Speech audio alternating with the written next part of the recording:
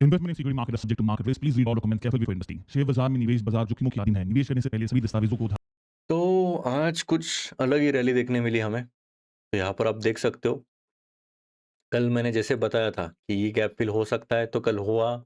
और मैंने important resistance भी दिखाया था, यहाँ पर आप देख सकते हो ये 2 रेजिस्टेंस थे। तो यहाँ से आपको देखने मिला कि ये रेजिस्टेंस को मतलब पहले तो प्रीवियस डे हाई को ही ओपनिंग दे दिया, उसके ऊपर ही ओपनिंग दे दिया, जो कि 23,000 ऑलमोस्ट 23,000 तक टच करके आ गया था नीचे।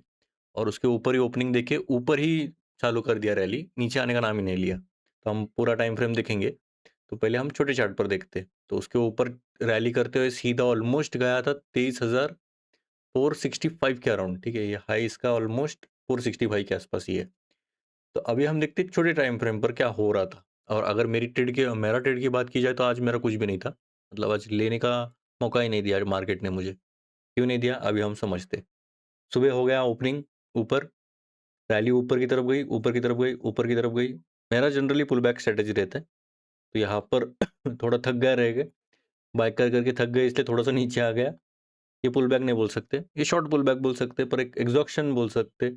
और फिर उसके ऊपर से फिर से मार्केट ने उठाया, फिर से नीचे की तरफ थोड़ा-सा एग्जॉशन आया, फिर ऊपर, फिर नीचे, फिर थोड़ा साइडवेज हुआ यहाँ पर ऊपर की तरफ साइडवेज दिख रहा था। और आरएसआई देख सकते हो आप, बहुत ऊपर था, तो इसलिए मैं रिस्क नहीं उठाना चाहता था, कभी भी रैली डाउन साइड आ सकती है। और ये उल्टा और ऊपर जाने लग गया था। यहाँ से एकदम अच्छा खासा मोमेंटम आया और मैंने बनाया डिमांड ज़ोन। अगर ये फिर से यहाँ पर टच करता, तो यहाँ पर अगर अच्छा मेरे को कन्फर्मेशन मिलता, तब मैं लेता, तो ठीक है। ये ऊपर तक गया, एग्ज़ॉस्ट हुआ, फिर नीचे तक रैली आ गई, फिर से यहाँ से उठा के फिर ये दूसरी तरफ से यहाँ से उठाया गया, तो यहाँ पर एक सेकंड डिमांड क्रिएट हो गई। अगर यहाँ पर फिर से टच करता, तो मैंने शायद सोचा रहता लेने का, पर यहाँ से ऊपर ही चल रहा था मार्केट। और ये दिख रहा था कि ये थोड़ा-सा 500 के ऊपर जाने के चांसेस दिख रहे थे आज। पर ये कुछ सस्टेन नहीं कर पाया और नीचे की तरफ रैली चालू कर दी, और जो कि नीचे की तरफ भी दिख रहा है, और यहाँ से थोड़ा-सा उठने की कोशिश की, 300 के ऊपर ही क्लोजिंग दे दिया है। तो यहाँ पर आ तो गया था, पर टाइम देखिए आप, तो 50 के आसपास आ गया था। तो मैं पूरा दिन बैठा, कुछ मिल रहा है कि नहीं, पर कुछ मिलने का नाम ही नहीं ले रहा था। और बाद में तो थीटा डीके बहुत होता है, और इवन टाइम डीके भी बहुत होता है, तो इसलिए मैंने आज प्रेफ़र किया कि ना ही ले, तो बेटर है। तो आज इसकी वजह से ना नहीं लिया।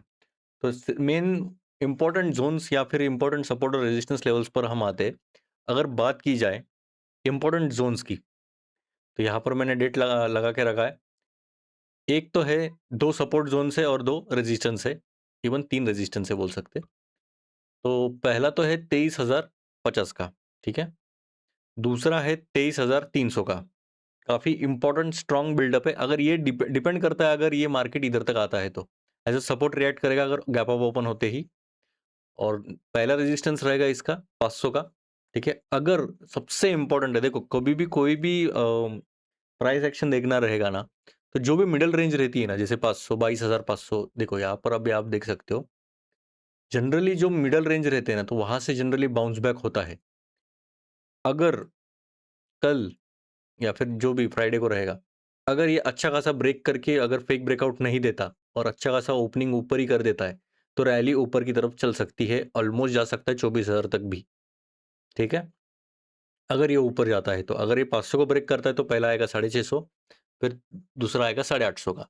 बीच में कुछ है ही नहीं, ठीक है? आप टेंशन ना लो, आप ट्रस्ट कर सकते हो, उतना एनालिसिस करके बैठा हूँ मैं।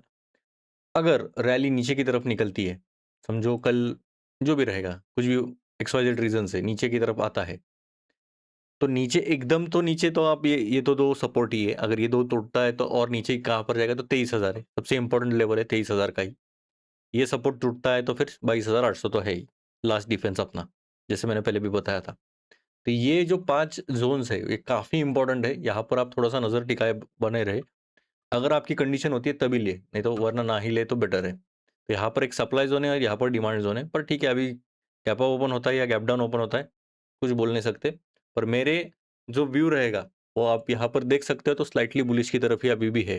कल भी मैंने बताया था स्लाइटली बुलिश है, तो यहाँ पर आप देख सकते हो काफ़ी अच्छा खासा ऑलमोस्ट 400 पॉइंट का तो ऊपर ही ऑलमोस्ट गया था मार्केट, इसके ऊपर ही। और 400 पॉइंट ही ऊपर है अभी भी, अगर इस पिछ प्रीवियस ओपनिंग की बात की जाए तो। तो ठीक है, अगर आपने ये वीडियो नहीं देखा, तो यहाँ पर आप देख सकते हो। Thank you.